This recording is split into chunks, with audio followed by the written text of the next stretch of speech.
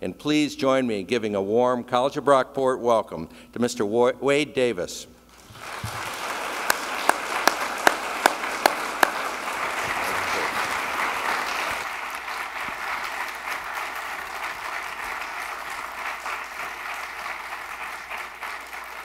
Good morning. Come on now, come on. I dressed pretty fresh today. Good morning. Good morning. I didn't wear a suit or anything. You all a good-looking group of people here, boy. We got some nice weather, some beautiful people. Thank you all so much for the wonderful welcome, and thank you so much for having me here today. Just a couple of ground rules, right? Let's talk about the elephant in the room, because I know that we're all thinking the exact same thing, right? That guy did not play in the NFL. He's so small, right? I was about 20 pounds heavier, you know. When you're gay, you either put on weight or you take off weight. I wanted to have a couple dates, so I got skinny, you know. So I don't give keynote lectures. I like to have what I call conversations. Deal? So at any point as I'm talking, if you have a question, if something that I said that you don't understand, just raise your hand. I want this to be as interactive as possible. I want me to learn a lot. I want you to learn a lot. I want to have a little fun. Deal? All right. So I'm gonna take you through kind of what's it like to be a non-out LGBT person in the NFL. I currently also work as a consultant for the NFL, so we can get into all those crazy NFL questions, and you can tear the NFL down. They still pay me, so it's going to be okay, right? But I want y'all to know that there is not one question I won't answer, okay? So be as open and as honest. Only thing that you can't have is my shoes. Deal? All right. So I'm a Southern boy. I was raised in Shreveport, Louisiana. I was born in Arkansas. Please don't tell anyone. But I was also a huge mama's boy. I mean, I was the type of mama's boy that when my mother was in the kitchen, I would play underneath her feet. If she was in the bedroom watching soap operas, I was watching soap operas with her. She watched Young and the Restless and All of My Children and all those stupid shows, and I knew all of those stories. And I was like, what's the Buchanan's gonna do next? Oh my God, you know, they're trying to destroy her. You know, all these crazy shows. So I was a huge mama's boy. But around the age of 7, I found this very weird game. It's very weird with this oblong-shaped ball called football. And in my backyard, my neighbor's house and mine didn't have a fence that separated us, but we had a fence that went around it.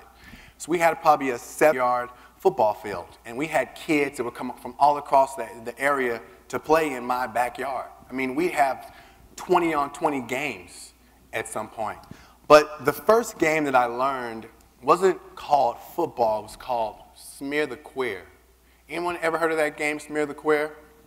So the idea of Smear the Queer is that you have one ball and you throw it up in the air, and the queer has the courage to pick the ball up and run with it.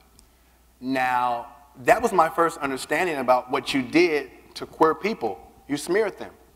And I didn't know at that time what it really meant to be queer, but I did know inherently that if you were queer, you should be smeared. So that framed my understanding around what it meant to be LGBT. But again, I had no understanding that at some point I would identify as queer. So I was one of these really skinny, fast kids with this huge head who could run really, really fast. So football came pretty easy to me. I was also a church boy. I went to church 6 times a week, I kid you not. Monday was Bible study. Tuesday was prayer meeting. Wednesday was youth group. Thursday was something else. Friday was something else. And then on Sunday, I was in church from 9 in the morning until 3 o'clock in the afternoon. And then in the summertime, they had this amazing thing called Vacation Bible School.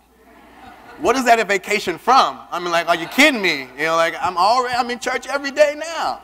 But they had one amazing thing at Vacation Bible School that we all had. Sugar cookies and tang, right? They all had the same thing, right? How did everyone from every Bible group have the same exact treats and snacks? It's crazy to me. So I grew up really questioning religion at an early age. Like, there were a lot of things about religion that just didn't sit right with me. Because my pastor on one side would say God loves everyone, and on the other side they would say, well, certain people you have to keep an eye on, or maybe you shouldn't treat them as welcoming and as loving, and that really didn't sit right with me. There was a man in my church who played the piano, and we'll call him Daryl. And Daryl was an amazing pianist. And during church, people would praise Daryl. They'd say, oh my God, Daryl's such an angel. He's a gift from God. But then people would say, don't get caught hanging out with Daryl. He preys on young boys. I'm like, what? So that was my first introduction to what it meant to be gay and its association with pedophilia. So again, my framing around what it means to be gay is very, very negative at this point. If you identify as queer, you smear them. If you identify as gay, you don't hang around with young boys because you're going to prey upon them. So then my mother, she got remarried, and we moved to Colorado. Now, imagine a country southern boy moving to Colorado. And I was country than a dozen eggs. I couldn't say my STRs correctly. I couldn't say street, straight, or strawberry. I would say things like, go on straight down that street and give me some strawberries. I couldn't say orange. I would say orange. I couldn't say motor oil. I would say things like motor Earl. And people would look at me and go, oh, bless your little heart. Oh, y'all know what that means too, right? It really means bless your little stupid heart, right? Right? Also, I had a speech impediment. Wow. A country boy who can't talk with a speech impediment. Oh, bless your little heart. Oh, my goodness. So I struggled a lot. I struggled a lot because I was afraid to talk. I was afraid to talk because I would, mama. And people would always tease me. So I didn't want to talk a lot. But I had so much to say. There was so much inside of me that I wanted to say. But because people would point, laugh, pat me on the head, I didn't talk a lot. I wanted to talk a lot. Then in high school, I kind of grow up a little bit. I get a little bigger and stronger. And I'm playing football. And I realize, I'm better than a lot of these people at this sport. So I get a little bit more confidence about myself. My stutter starts to dissipate a little bit. I can talk a little better. I've changed my accent. I've intentionally lost my southern accent because I don't want people to look at me and shame me. And then my sophomore year in high school, I'm sitting in class, and I realize that this kid who's sitting next to me, I think he's hot. Whoa, where did that come from? Boys aren't supposed to think other boys are attractive. So I freak out, and I go home, and I try to watch porn. But we didn't really have those pay channels. But what I figured out was that we had this channel called Spice that came in really, really fuzzy. And if I flipped the remote up, back, really quickly, it would come in for like 10 to 15 seconds. Right? So I thought, oh my God. All right, so up, back, oh my God. Up, back, oh my God, all right? Right, so I would do that for hours, and I would try to focus on the female. I'd be like, oh, I'm just watching the girl. But it's pretty hard to watch porn and not see the man there, right? It's pretty hard, but I made myself believe that I was only looking at the female because I couldn't like other boys. And I started to change the way that I dressed. I would wear oversized pants. I was wearing a 38 size pants, but really I was a 28 waist, right? I was wearing XXX t-shirts, and I was a medium, right? I was wearing my hat to the back and starter jackets, and I was walking all tough, you know. I had my little gangster walk, you know. And then there was this kid in my school, and his name is, we'll call him John Smith. And John Smith was the only openly gay kid at my school. And my school was about 1,500 kids, so it was a really big school. And at that point in 10th grade, I'm pretty popular. I'm pretty funny, you know. And I meet John Smith, and immediately I know he's gay. And that brings up some fear inside of me because I can't be associated with John Smith. And I never really called John Smith John Smith. He was always the faggot, John Smith. How you doing, faggot? What's it like to be a faggot, John Smith? Because in actuality, John Smith was everything I wanted to be. He was his authentic self. He showed up every day as himself. He understood that vulnerability is a strength. He understood that there's nothing more exciting than waking up every day going, hey world, this is me. Everybody else is taken, so I'm going to be me today. But I didn't understand that, so I hated John Smith. I hated everything about John Smith. But we all know that hatred is just self-hatred, right? Right? Because it's impossible to hate someone else when you truly love yourself. Because love doesn't produce hate. Only hate does. But I hated John Smith because I hated me. I hated the idea that I was gay. I hated the idea that I was this amazing football player, this funny guy who overcame his stutter, who overcame him being Southern, but I didn't think I could be me. So anyone that came in my sphere and anyone that was around me, I made them also hate John Smith. And anyone that didn't speak up, that saw me bullying John Smith, was a participant. Because silence is a form of participation. So everyone who saw me bullying John Smith, who never spoke up, participated in the bullying of John Smith. So I went on to college. I got a full-ride scholarship to a school in Utah. Hey, they paid for my school. And I remember when I was leaving to go to college, my grandmother said, baby, you was born a Baptist and you're going to die a Baptist. She's like, don't go up there and become Mormon. I was like, Granny, they're okay, you know, they're not that bad. So my sophomore year in college was the greatest time of my life. I'm sitting in class, and there was probably about maybe 80 people in that class. And on the third day of class, in walks Eric. And Eric is fine. Boy, he had these really geeky glasses on and this really floppy hair. And instantly I knew he was gay. So I was like, oh my God, I got to sit by Eric. I got to get by him. So the first week, I sit 3 rows back. And the second week, 2 rows back. And the third week, I sit right behind him and I smell his hair. Ooh, that's Perk Plus, yes. Woo! I can't wait. And then I get a little bit of courage and I sit right beside Eric. And I'm like, okay, say hi to him. But say it like a man. Say hi to Eric. I'm like, hi. Say it one more time. Say it one more time. Come on now, dig deep. Hi. And Eric looks at me and he goes, are you okay? And I was like, yeah, I'm good. I'm real good. And he looks at me and he goes, hey, aren't you that football player? And I'm like, yes, he knows who I am. I was like, yeah, I'm that football guy. He says, why are you talking to me? I go, dang. But like all good stalkers, I was persistent, right? So I sat by Eric every day in class. Every day. I got there early. I sat by Eric every single day. And I got to know him. And I found out that Eric worked the night shift at the 7-Eleven. So after all my football friends went to sleep, I would sneak out and go see Eric and ask Eric all these crazy questions like, what's it like to kiss a boy? Because I didn't know. I couldn't ask my dad. My mom would have thought it was weird if I asked her, right? So I didn't know. So Eric allowed me the space to ask all these amazing questions because I was a full-ride football starter as a sophomore. And I couldn't let anyone know I was gay.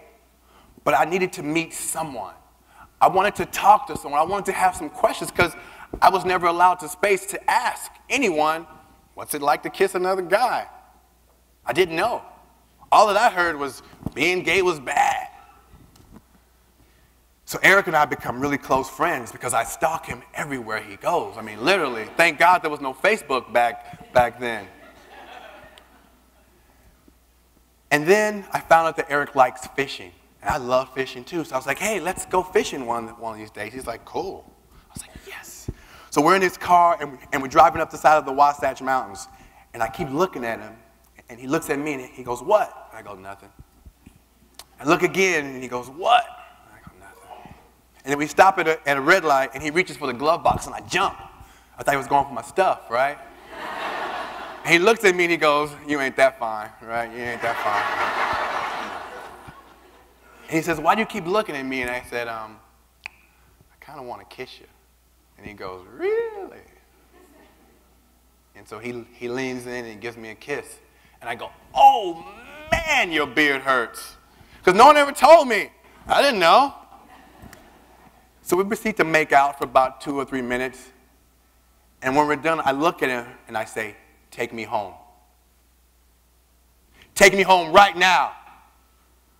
And I never spoke to Eric again after that day. Any guesses why? Not really embarrassed. Not really ashamed or scared. I wasn't worried about him telling. But Eric made it real. I could no longer convince myself that I was straight, that I was bi, because I knew from that one kiss that my body was alive like it had never been before. I had kissed a lot of girls and it had never tingled like that, right? So I knew that I was gay. I said, wow. So I freaked out because I can't be gay. I can't be a football player and be gay. I can't be a man and be gay. I can't be black and be gay. So what do?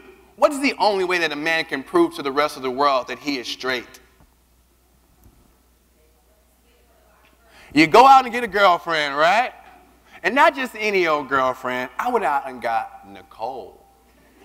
And Nicole was a Calvin Klein model, and Nicole was fine. So I would parade Nicole around campus 24/7. Every time she came in to town, I would parade her around. But Nicole was the best girlfriend ever because she lived 45 minutes away from me, so I never saw her, right? It was perfect. It was perfect, right?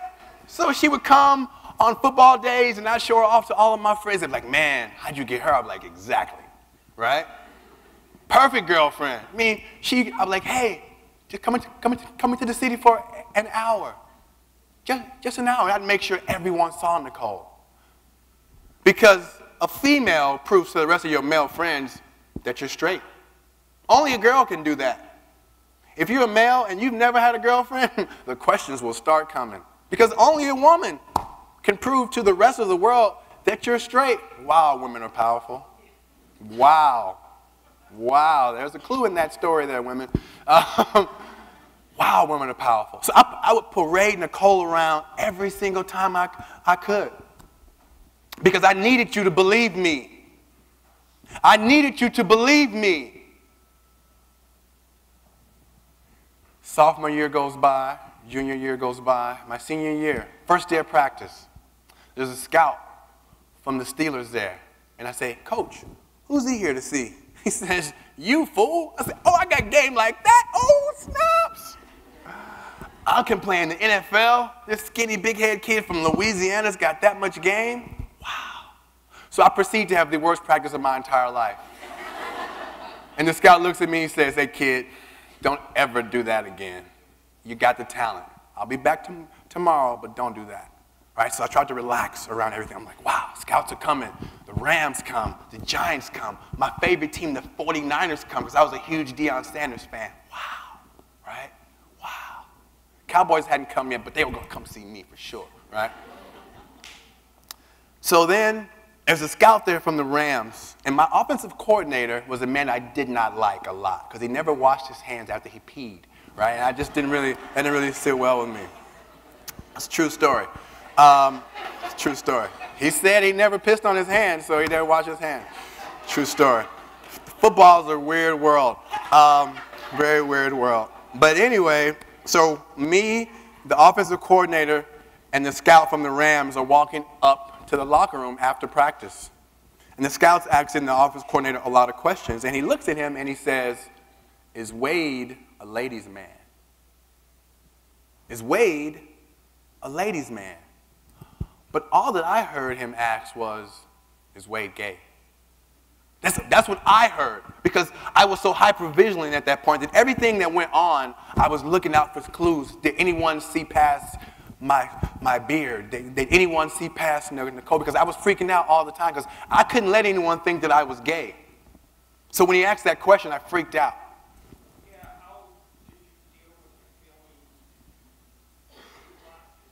pushed them all down. I pushed them all down. I became a fantastic liar. I would lie about the lie that I already lied about. But I also had a wonderful memory because I could remember lies. I would hear my friends tell stories, and I would tell their stories like it was my own. Fascinating world. Because I sat in this space of double consciousness all the time, right? I was hypervigilant all the time. So when that coach said, when that scout asked, is Wade a ladies' man? And my coach said, nah, Wade's not a ladies' man. My heart dropped. Because I needed you to believe me. I needed the world to believe that I was heterosexual because I was going to play on Sundays no matter what. So clearly Nicole wasn't enough. So what did I do? I went out and got more girlfriends. I was seen at every party with every girl I could be seen with. Because again, only a female can prove to the rest of the world that you're straight. And I understood that. So I was at every party. I was seen with as many girls as possible. I was talking shit and swallowing spit all the time because I needed the world to believe that I was a certain way. Draft day comes, I sign a contract with the Tennessee Titans. They bought it. They bought it. Thanks, ladies. They bought it. Wow. I walk into an NFL locker room and I see the freak Javon Curse and Steve McNair and Samari Roll. And I'm like, wow, I've made it. But I feel pressure still. I still feel pressure. There was a teammate of mine who people thought was bisexual. I didn't know. So I'm talking to this teammate, and one of the other guys comes to me and says, hey, kid, you got a good chance to make this team. Don't get caught talking to that guy. My heart dropped. So what do I do when I think that people are starting to see through my shield? I go to the club. I make it rain, boy. I spent my entire first check in the strip club. I won't even tell you how much it was. It was ridiculous. And my mother called and said, every check you're getting now, come to me. Because I wanted them to believe me. I needed them to believe me.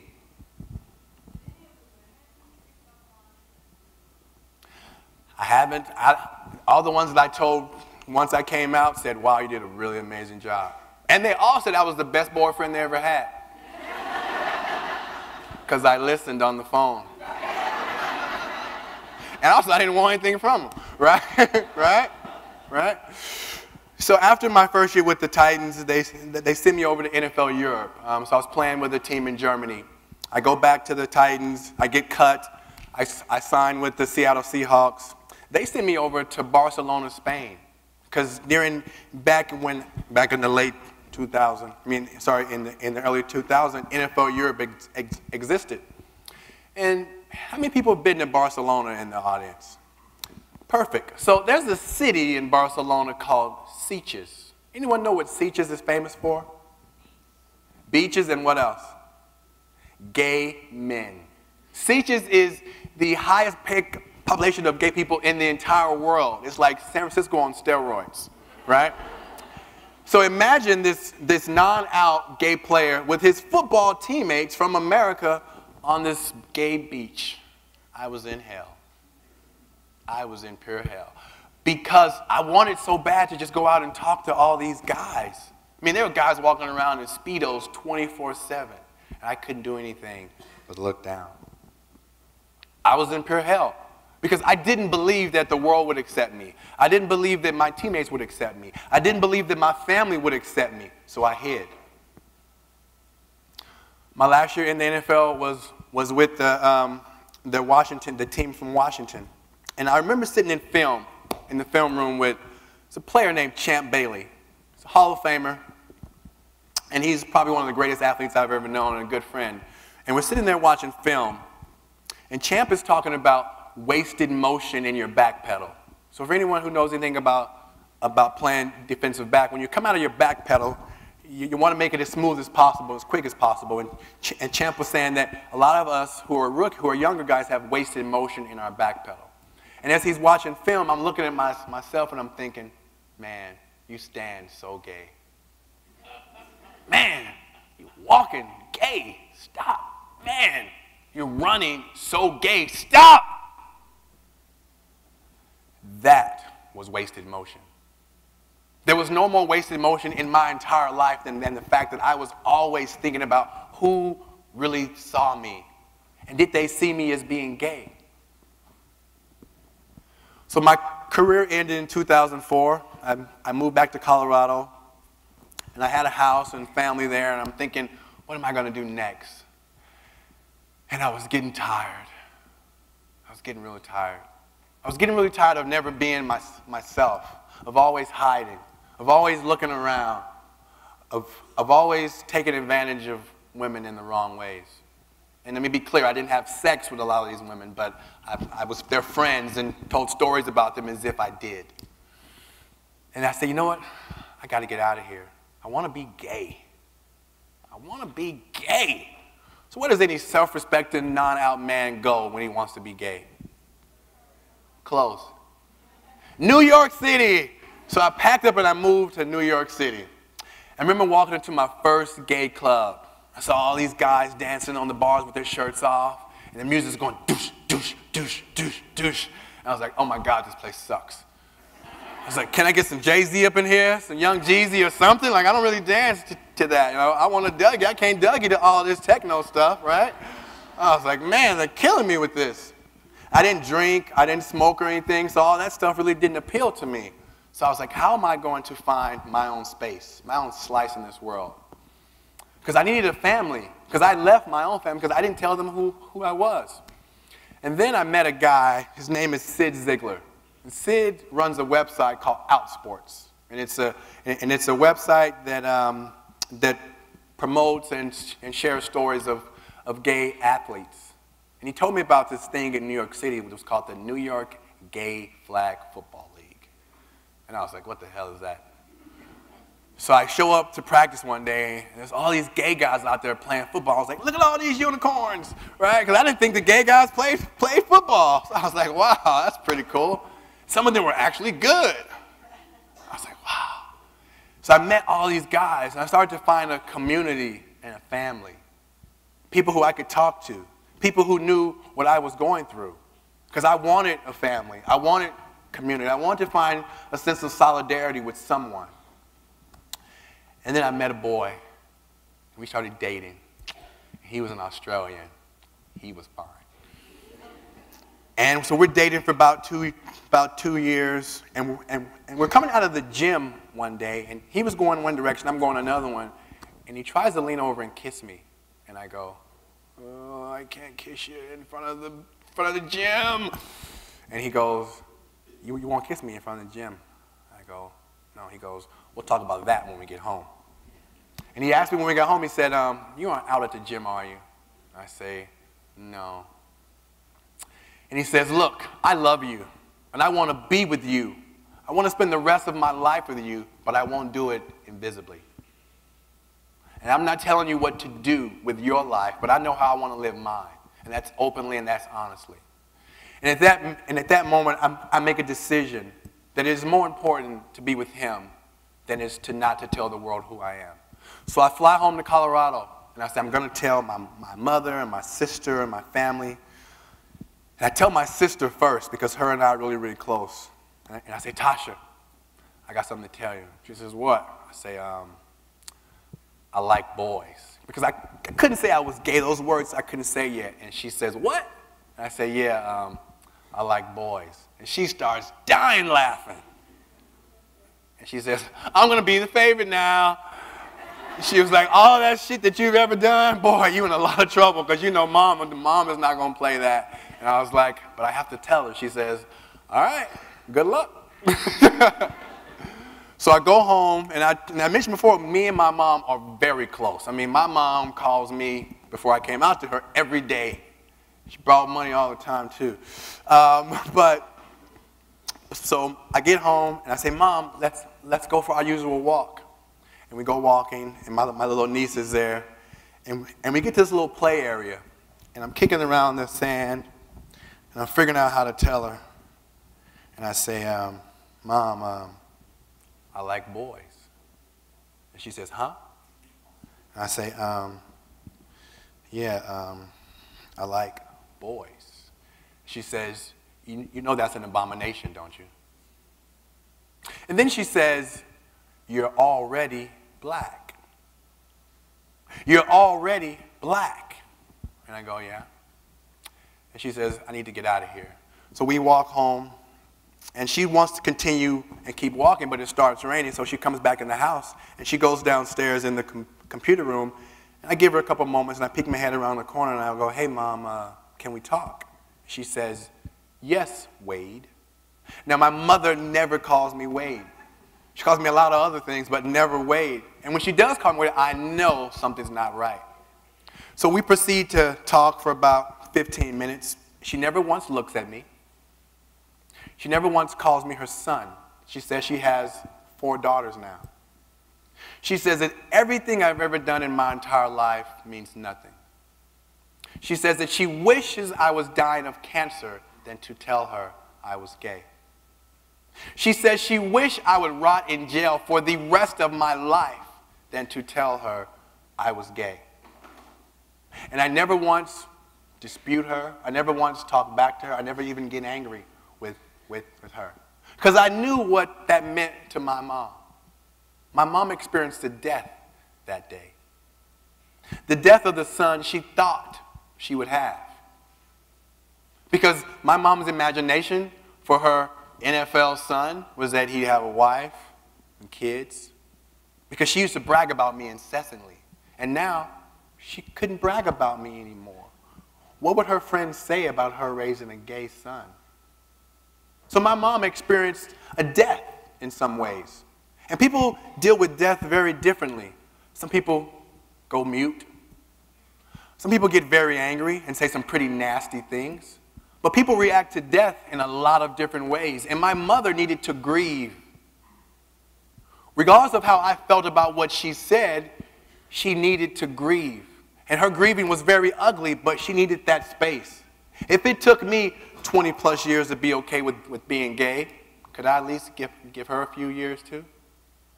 Could I offer as much compassion to her as I wanted her to offer to me?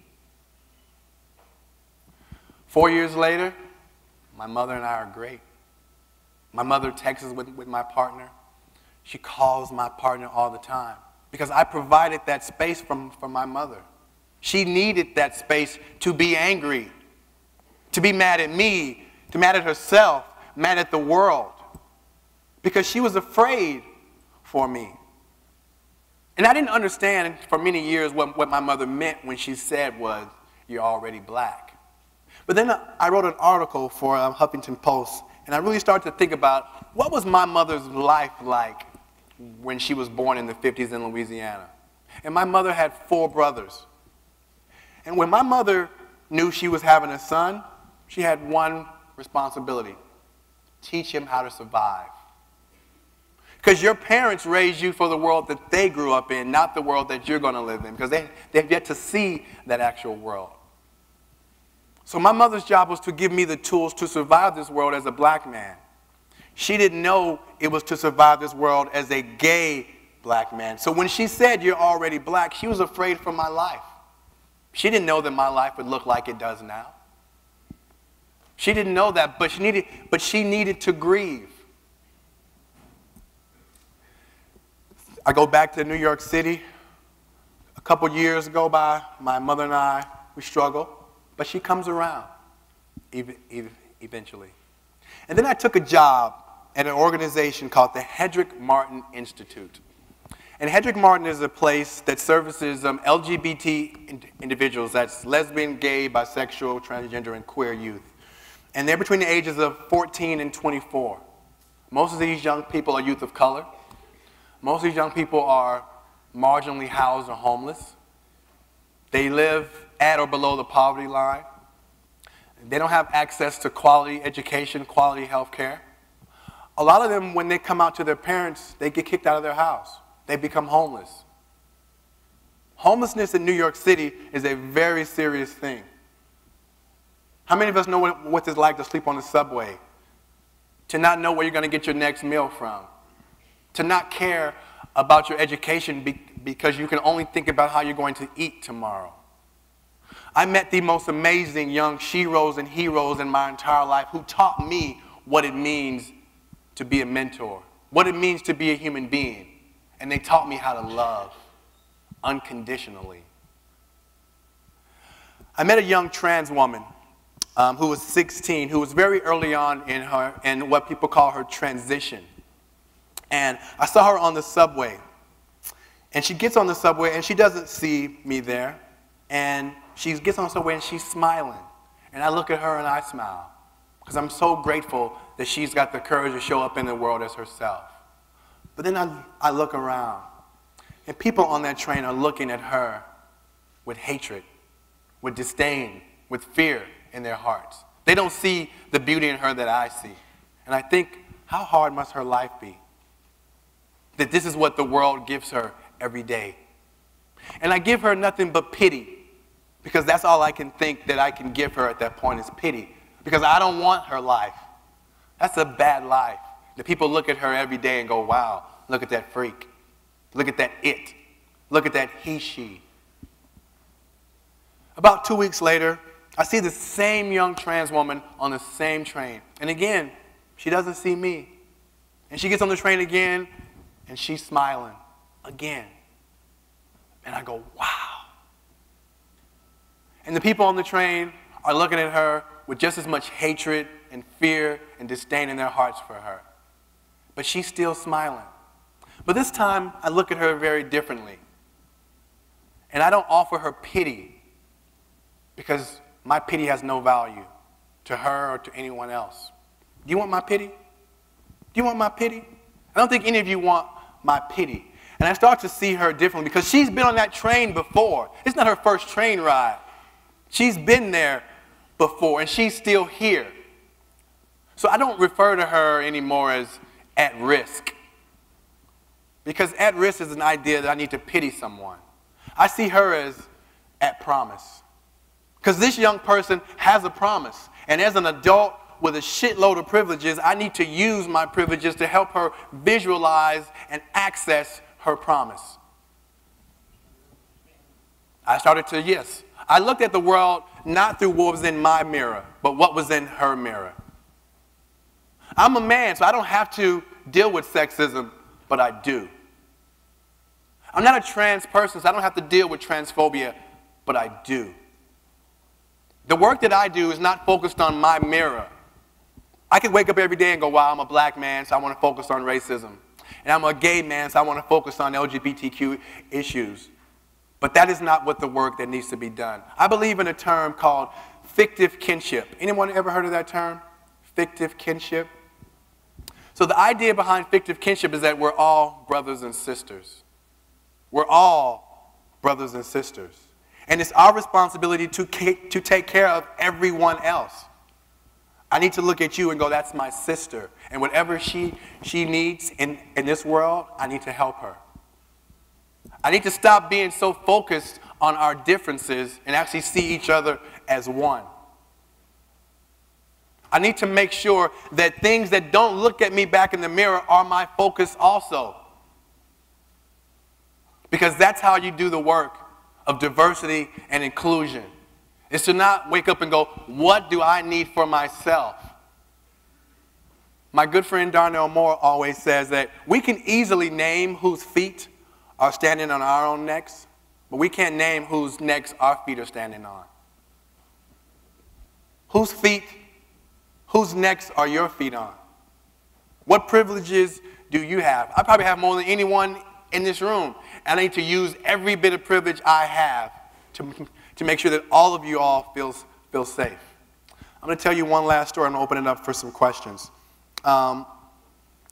Anyone ever heard of HIV and AIDS? How many of you truly believe that we are all affected by HIV and AIDS? We all are affected by it. There's a young man who I met through my work, and he has HIV. And I thought to myself, why don't you just use a condom? Pretty simple, right?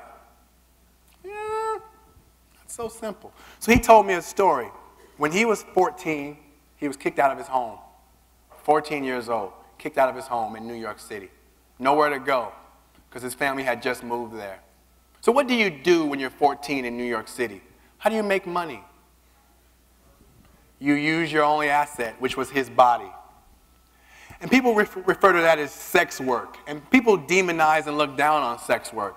But if you're 14 years old in New York City and you're trying to survive, and you realize that you have one asset, you use that asset to survive. So for about 6 or 7 months, he uses his own body to survive. Can I criticize him for that? Can I criticize him for not focusing on his education when he's trying to eat, when he's trying to figure out where to sleep? So for 6 or 7 months, he uses his only asset to survive. Then he meets a boy, and the boy says, hey, I like you. Move in with me. This kid's a couple years older. I think he's 17. And they move in together. And he goes, wow, someone loves me. Someone finally loves me the way I need to be loved. Someone sees me as a human being. And these boys are living together for a couple months. And the little boy says, hey, I want to have sex without a condom. And the kid goes, oh, all right. He has two options. He can say no and potentially go back out on the street, or he can say yes and give himself to the person that he thinks loves him. What do you do? Do you go back out on the street into a life that's hard, that's ugly, that's cold, that's dark? Or do you have sex without a condom with someone who you believe loves you and cares for you, who's taking you in, who's showing you nothing but love? He had sex with him. And that's how he contracted HIV. It's not as simple as putting on a condom, is it? It's not that simple. I tell you all that story to get you all to think about that everyone has a story that's important. So when you learn about someone who may have an issue or something, don't think about it from your own perspective. Think about it from outside of your own mirror. Because that little 16-year-old boy made the best decision that he thought for his own self and his own life.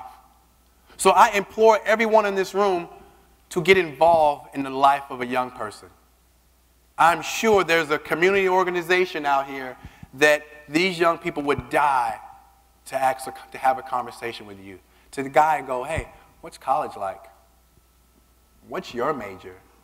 What is a major? What are you taking? Gender studies? What is that? What's intersectionality mean? All these questions that young people are dying to know, and they need you. They need you to look outside of your own mirror and go, wow, I can make a difference in this world because I believe in this idea of fictive kinship, that we're all brothers and sisters. I need to stop seeing the difference in everyone and go, wow, like we all have struggles, but I need to do the work that brings us together and not separates us. Thank you all so much. I want to leave it open for some questions.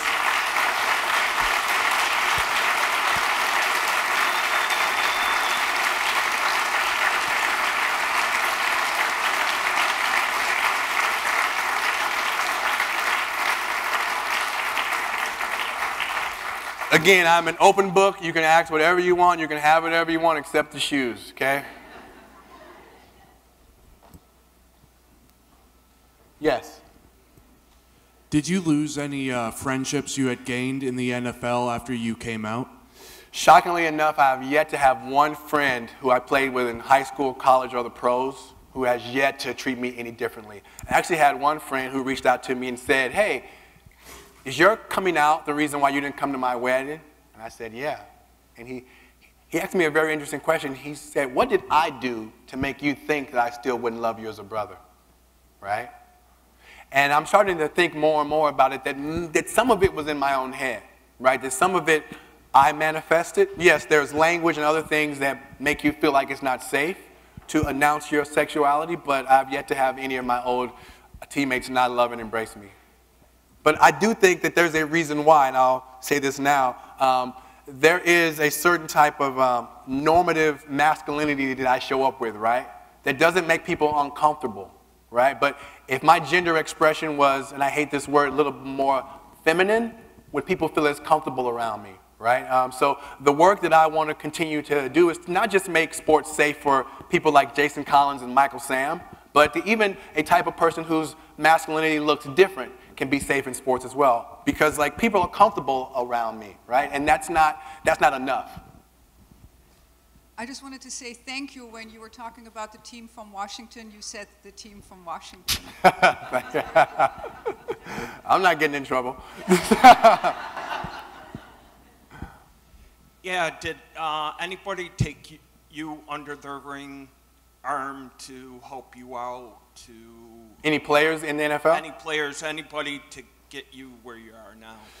No, so no players. Well, that's not true. So Troy Vincent is the director of football operations for the NFL, and he's been a great mentor to me. Troy is a very loving, compassionate man who listens so beautifully, and I've learned a lot from him. Also, Charles Way, an ex-New York Giant, Aeneas Williams. Like, there are a lot of NFL players. So the NFL has this ambassador group, right? Because I can't go speak to every NFL team. I'm just one guy. But I train a lot of the NFL ambassadors to go out and have conversations around sexual orientation with teams. And there's about 15 of those guys. So Charles Wade, Donovan Darius, Aeneas Williams, all these guys have been wonderful to help me tailor my language and the talks that I have, that they're embracing and not exclusionary. Yes? Hi, Wade. My name's Elena. I'm sorry. I just wanted to say thank you for sharing your story. It was like super personal, and you made yourself very vulnerable for us, and it was just amazing, so thank you. Thank you for your kind words. We have a question right here I'm going to take. Still in touch with Nicole? The question is, am I still in touch with Nicole? Yes, so her and I are friends now. Huh? I wouldn't say really good friends. She's still pissed, but she at least talks to me. She's still gorgeous. Any other questions? Yes.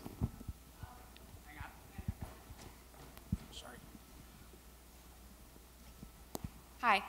I thought what you said about your mom needing time to grieve and to gain that perspective was really insightful and a mature reaction, which I wonder if you saw it that way at the time, or were you struggling with and disappointed with her reaction at the time and only gained that, in hindsight? I was pissed at the time, but I knew, I grew up in this world where my mother, you didn't talk back to her, you didn't raise your voice at her, so I knew that I couldn't react a certain way because I was afraid of her, right?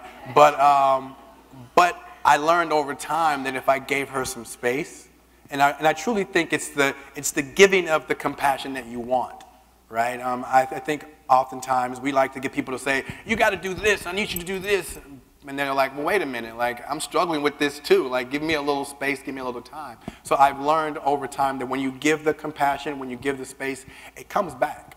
Yes. So we had a question right here. Hang on. Black community to come out. So was part of your difficulty in coming out, part of being a black male and coming out? Yes, so there is this, and I'll use this word intentionally, this myth that the black community is more homophobic, right? Homophobia is not specific to one community. Homophobia is everywhere, right? But there is a different challenge to being a black gay man because we sit at an intersection, right, where you're having to deal with issues of masculinity, issues of the way that the world wants you to be seen and to show up. So if you look at the sports landscape, I would say the most prominent figures are African Americans, right? Brittany Griner, Simone Augustus, Jason Collins, Michael Sam, Derek Gordon, they're all black. So I think that speaks to this idea that maybe we're not as bad as people say, but we just believe the myth too, right? And a quick story to highlight that. So one of the young girls I used to work with, she was a black lesbian. She was also a Jamaican. Right? And she was like, I can't tell my mother that I'm a lesbian because they won't accept me and they won't love me. So she ran away from home, right? I saw her maybe 6 months later and I said, hey, how's everything going? She said, oh, things are great. I'm back at home. I said, well, what happened with your mom? She said, oh, she already knew, right? So she bought into that myth that her black family wouldn't embrace her and love her. And that's not to say that there are some black families who don't. But there are just as many families who are non-black who are the same way. So we really have to tell full stories and not turn groups into monolithic groups of people. Hi, I just had a question. First, I want to thank you for sharing. It's very private and personal, and I appreciate it very much. I'm sure we all do. How do you address a youngster who has been told that God doesn't love them or they won't be accepted because, you know, they're coming out? What do you say to someone that feels that way? So I struggled with that a lot. As I mentioned, I grew up very religious. But what I did was I defined my relationship with God for myself, right? I believe that God, she, right, is embracing, is loving, is kind, and is love. And God can't manifest anything but that, right? Also, find people in your world who will embrace you and love you, and surround yourself with that. When I started to love myself more was when people who I hung around with loved me, the fullness of me, and I was able to be my full, authentic self. So a religion is one of the most beautiful things in the world. It can really bring us together, but it can also divide us, right? So my job is to tell someone, hey, like, create the type of religion that you want, that affirms you, that loves you, because that's what God is. Hi, so there are words that were called like faggot and tranny and dyke and everything, and I've heard straight people say that, oh, they're just words, you know, they don't have any meaning unless you give it meaning, they're just words. But how would you fight against it? How would you convince people that these words are very hurtful and we don't want to be called them because it does dig deep? Yes. So there's a website called, and if any of you have cell phones, please go to this website right now. It's called nohomophobes.com. It's so the You Can Play project, we partnered with the University of Alberta, and they created a website that uses analytics to track the number of times that faggot, no homo, so gay, and dyke is said on Twitter. And it's probably, what, 10 o'clock right now? I would imagine that all of those words have been said probably 10,000 times already on Twitter. And those words spike during sporting events, right? So when young people hear those words, when I hear those words, it makes you feel as if the world doesn't love you, that you're not welcomed. So words have power, especially when there's venom behind it. So we have to, again, show up with love. Like there's no reason for all of us not to be kind and gentle towards each other. I mean, there is really no reason for that. And I would love for people to really hear what I say. When you produce hate, you're really hating yourself. Hatred is a form of self-hatred. So when you're ugly, when you're nasty, when you're not kind to someone else, you're actually doing that to yourself.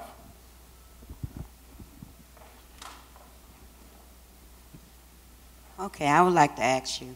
My sister, she told me one day that I was being judgmental against lesbians and gay. The men I had no problem with. Excuse me, ladies. But like I told her, I don't hate, but I don't want to be in the circle. Mm-hmm. And she feel like I was being judgmental of that. How do you feel? So,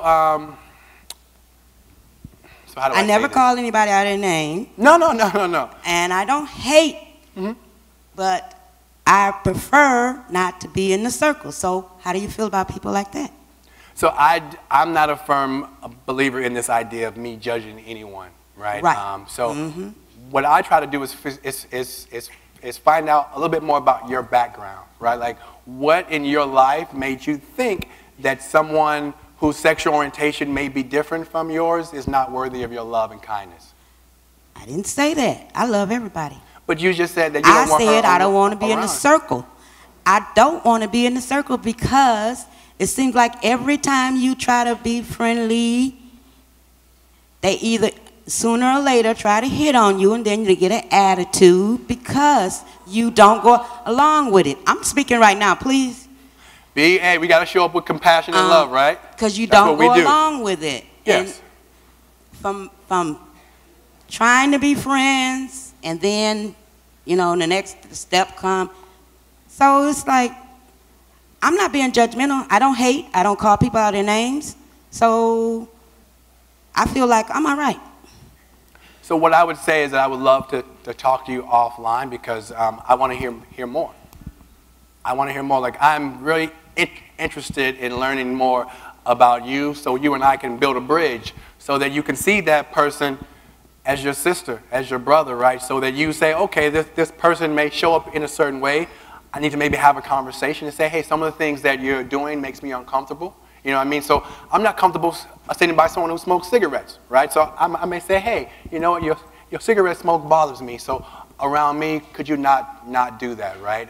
And I'm not comparing being gay to being a cigarette smoker, but yes. Yes, but you have to show them love and compassion, and just not to put them in this isolatory box that you don't want to be around. 100%, 100%. Compassion is a two-way street. We are going to take one more question, and I encourage you to participate in the educational sessions. Wade will be a part of a panel shortly, so if you still have burning questions, I encourage you to attend the panel discussion.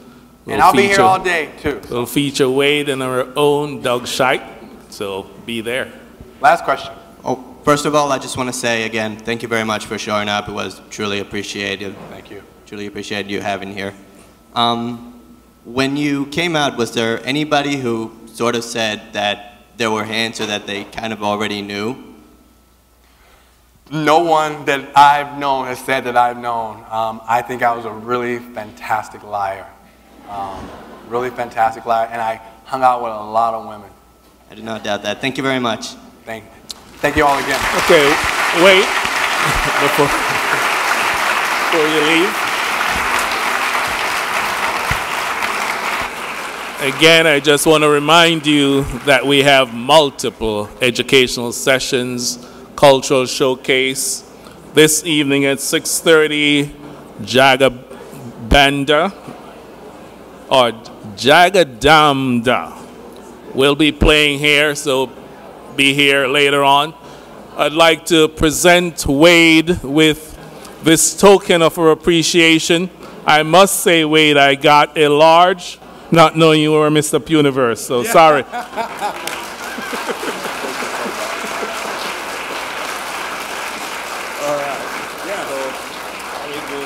Take a side and then we go to the bookstores.